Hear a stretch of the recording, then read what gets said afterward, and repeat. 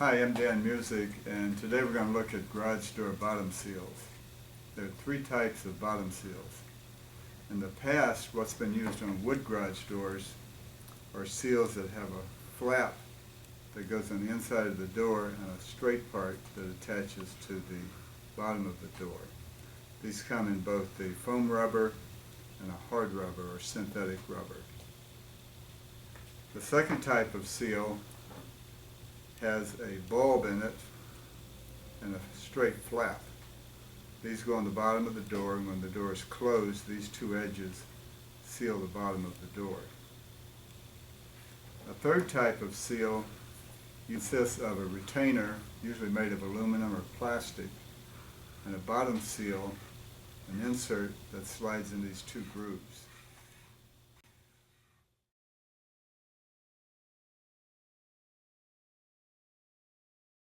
In this video, we'll examine the bottom seals for wood doors.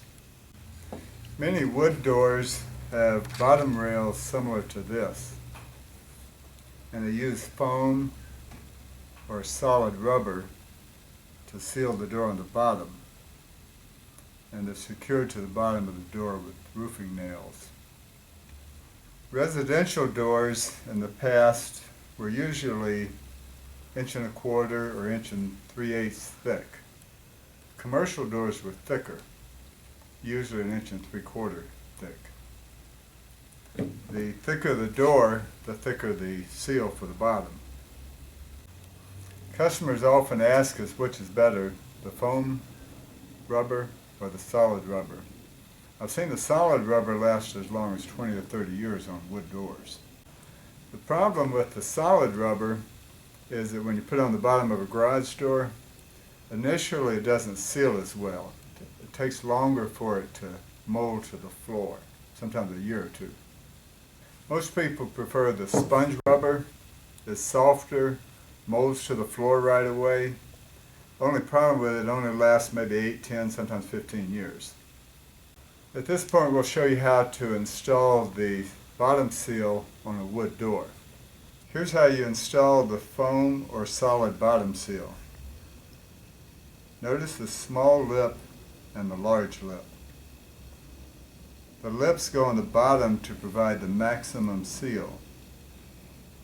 The large lip goes on the inside and the small lip goes on the outside. This will prevent the larger lip from binding on the jamb as the door closes. Nail the flat part of the bottom seal to the bottom part of the door. Notice the larger flap goes on the inside of the door. You drive one nail 1 inch from the end into the astragal. You go 2 more inches, 3 inches from the end, and drive a second nail. As you do this, make sure that the inside edge of the seal lines up with the inside edge of the door. After you drive 2 nails on the one end,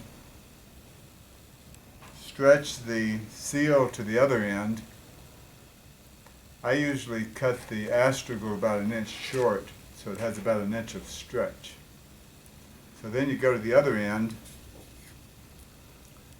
and you drive one nail in about 1 inch from the end. You want to be careful if there's a bolt in the bottom bracket not to drive the nail into the bolt, otherwise the wood may split. But you drive one nail 1 inch from the end, a second nail 3 inches from the end. Being careful to line up the inside edge of the astragal with the inside edge of the door. After you get your 2 nails in the 2 ends, go back to the center of the door and drive a nail in, being careful to keep your alignment the same with the inside edge of the astragal with the inside edge of the door. You drive a nail in the center of the door, go back halfway from the center to the end, drive another nail in, on both sides. Then fill in the gaps about every 6 or 8 inches with an additional nail. So you go totally all the way across the door with a nail about every 6 inches. And be careful not to drive the nail in too far. You drive it in with about an eighth of an inch cushion so you don't rip the bottom seal. Sometimes the bottom of the door is uneven and you may need to add some extra nails. Always remember as you drive the nails in to keep the head of the nail about an eighth of an inch from the wood. This keeps you from pinching the foam astragal too tightly and causing it to rip and possibly come loose from the door.